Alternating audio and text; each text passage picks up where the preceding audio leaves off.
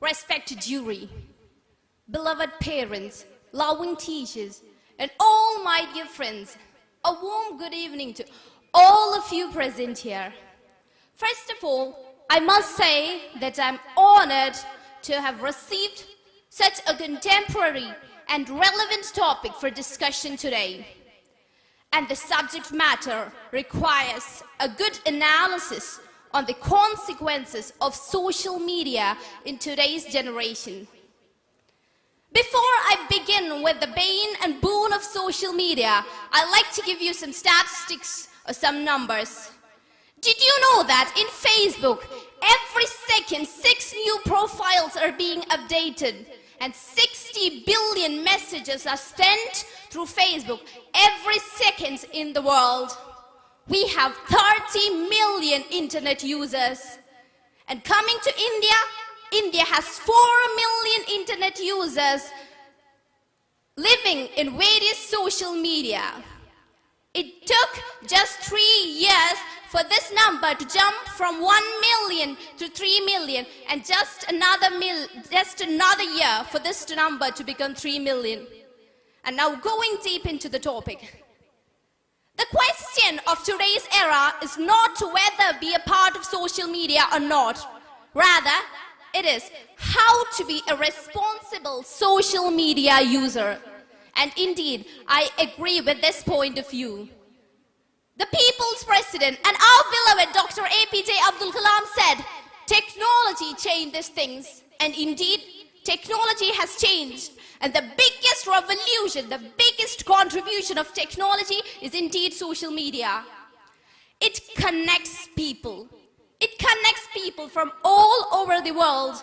Whether you are in South Sudan or in New York, social media can connect you.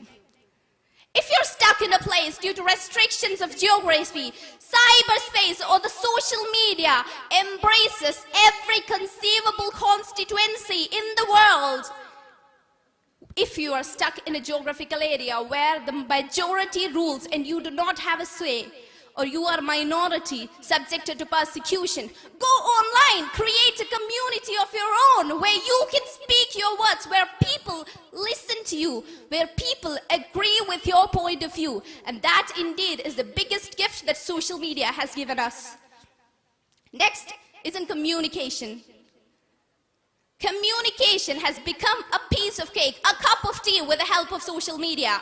Whether it be an international conference or a student-child relation or anything academic, political or business, communication has become very easy with the help of social media. You have video conferencing, you can create online groups and make these groups for practical purposes, for useful purposes. That is where victory lies.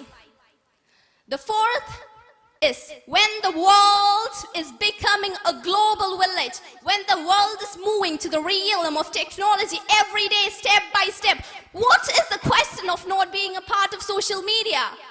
Yes, indeed, we have to be a part of it and we have to use it for good purposes. That is where our success lies. The fourth advantage of social media, I like to say, would be with students.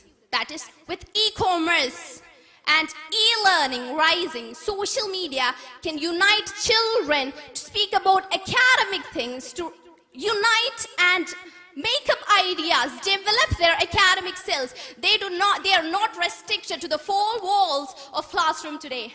But indeed, social media has its disadvantages. It takes intellectual power not to let social media ruin your time and your life. Yes, indeed, that is true.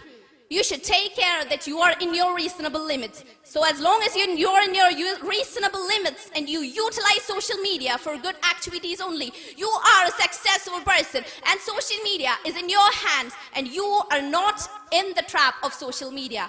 That is what our motto should be of the present generation, the present era. I like to conclude my words by saying that technology and social media are not things that grab unsusceptible children, but rather it is a platform where people can come together, share their ideas, create a global community that can help mankind in millions and billions of ways. That should be our mission, that should be our motto, to use modern technology for the welfare of mankind, irrespective of boundaries of states, countries, and nations. I conclude my words. Thank you for your patience and your consideration. Jai Hind.